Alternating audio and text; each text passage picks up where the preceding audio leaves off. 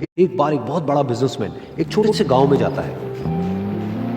उसका प्लान होता है कि उस गांव में एक फैक्ट्री लगानी है। वो एक ऐसी जगह तक पहुंच जाता है जहां पर उसके सामने नदी होती है और उसके सामने गांव होता है।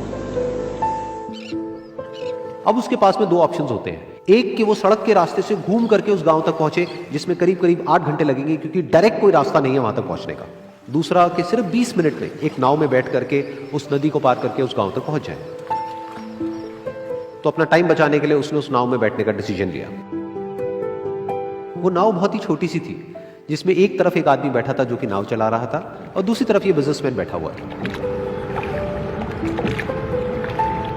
तो नाव में बैठने की थोड़ी देर बाद उस बिजनेसमैन ने उस नाव वाले से पूछा, तुझे पता है तेरी नाव में कौन बैठा है? तो नाव वाले ने बड़े ही भोलेपन से कहा हाथ जोड़ करके, नहीं साहब मुझे नहीं पता आप कौन है। तो बिजनेसमैन बोला, अरे तू अखबार नहीं पढ़ता है क्या? हर दूसरे दिन मेरी फोटो आती है अखबार में।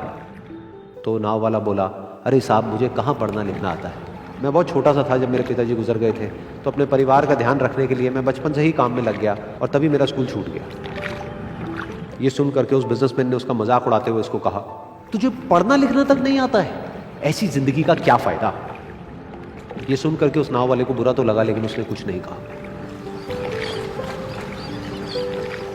थोड़ी देर बाद वो बिजनेसमैन उस नाव वाले से बोला, अभी कुछ ही दिन बाद ये जो सामने तू जमीन देख रहा है, यहां पर मेरी एक बहुत बड़ी फैक्ट्री होगी जहां पर हमारे ब्रांड की मिनरल वाटर की बॉटल्स बनेगी। उस नाव वाले को बात समझ नहीं आई। उसने कहा, क्या बनेगा साहब?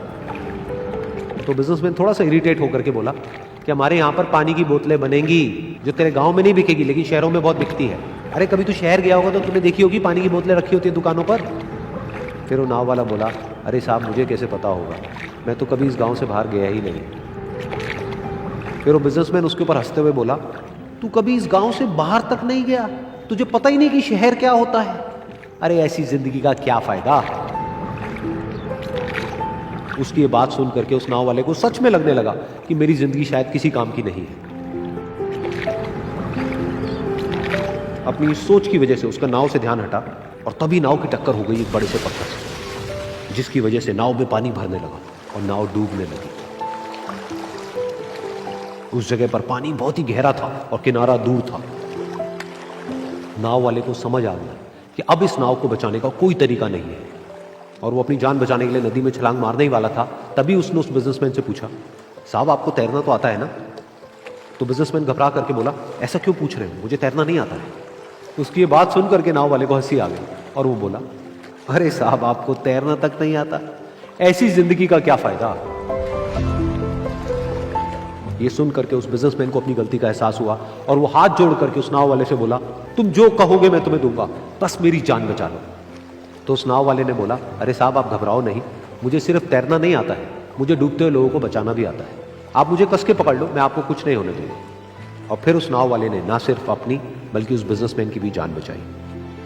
तो इस कहानी से हम एक बहुत बड़ी सीख ले सकते हैं कि हमें जिंदगी में कभी भी किसी का भी मजाक नहीं उड़ाना चाहिए या उसको अपने से कम नहीं समझना चाहिए, क्योंकि हमें नहीं पता कि हमें कब, कहां, कैसे, किसकी जरूरत पड़ जाए।